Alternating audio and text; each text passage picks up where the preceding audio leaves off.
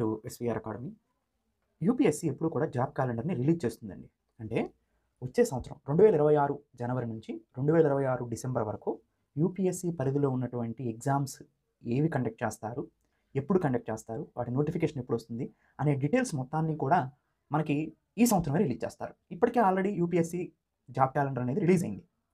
అంటే కేంద్ర ప్రభుత్వం యూపీఎస్సీ పరిధిలో ఉన్నటువంటి ఎగ్జామ్స్ని నోటిఫై చేసి ఎప్పుడెప్పుడు కండక్ట్ చేస్తాము అనే ఒక క్యాలెండర్ని రిలీజ్ చేయడం జరుగుతుందన్నమాట.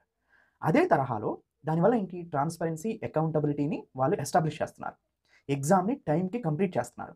కానీ ఏపీపీఎస్సీ కానీ, టీఎస్పీఎస్సీ కానీ, అదర్ స్టేట్ ఎగ్జామ్ బోర్డ్స్ అన్నీ కూడా ఎప్పుడు జాబ్ క్యాలెండర్ని ప్రకటించడం కానీ, లేదా ఒక టైంకి ఎగ్జామ్ని కండక్ట్ చేయడం కానీ, కోర్టులో కేసులు లేకుండా దాన్ని సాల్వ్ చేయడం కానీ ఇలాంటివి ఎప్పుడూ చేయలేదు.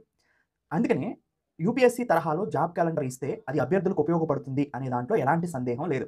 కానీ దాన్ని ఫుల్ ఫ్లెడ్జ్డ్గా మెయింటైన్ చేయగలిగే సామర్థ్యాన్ని ఏపీపీఎస్సీకి ఇవ్వాల్సిన అవసరం ఉందన్నమాట. యూపీఎస్సీ ఎలా అయితే ఫాలో అవుతుందో సేమ్ మీరు రెప్లికా దింపేయటమే. దాన్ని కనుక సజావుగా చేయగలిగితే అభ్యర్థులకు ఎంతగానో ఉపయోగపడుతుంది ఇది.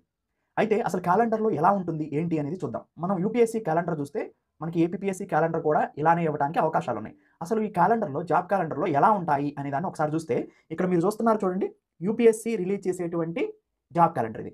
ఏముంటుందంటే నేమ్ ఆఫ్ ది ఎగ్జామినేషన్, అసలు వీళ్ళు యూపీఎస్సీ ఏ ఎగ్జామ్ని కండక్ట్ చేస్తుంది, so name of the examination.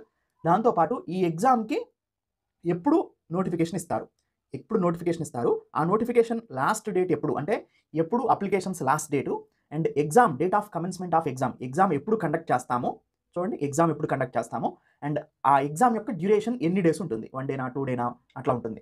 ఇలా నేమ్ ఆఫ్ ది ఎగ్జామినేషన్, ఏం ఎగ్జాము, దాని నోటిఫికేషన్ ఎప్పుడు, లాస్ట్ డేట్ ఎప్పుడు అప్లికేషన్స్కి, దాంతోపాటు ఎగ్జామ్ ఎప్పుడు కండక్ట్ చేస్తాము, ఎగ్జామ్ ఎన్ని రోజులు జరుగుతుంది అనేది ఉంటుంది. సపోజ్ ఫేమస్ ఎగ్జామ్ అయినటువంటి సివిల్ సర్వీస్ ఎగ్జామినేషన్ మీరు తీసుకున్నారనుకోండి, ఇది ఆల్రెడీ డేట్ ఇచ్చేశారు. సో 14 జనవరి 2026 నోటిఫికేషన్ వస్తుందని. సో లాస్ట్ డేట్ నోటిఫికేషన్లో లాస్ట్ డేట్ ఎప్పటి వరకు మనం తీసుకుంటారు అంటే, సో చెప్పేశారు ఫెబ్ 3 వరకు అప్లికేషన్స్ లాస్ట్ డేట్. ఎగ్జామ్ ఎప్పుడు కండక్ట్ చేస్తారు, fifth month 24th date 2026 1 day examination ఉంటుంది. అట్లానే మెయిన్స్ ఎగ్జామినేషన్ డేట్ కూడా ఇచ్చేశారు చూడండి. Civil service mains examination date 21/8/2026 August 21 నుంచి ఎన్ని డేస్ ఉంటుంది, 5 డేస్ ఉంటుంది.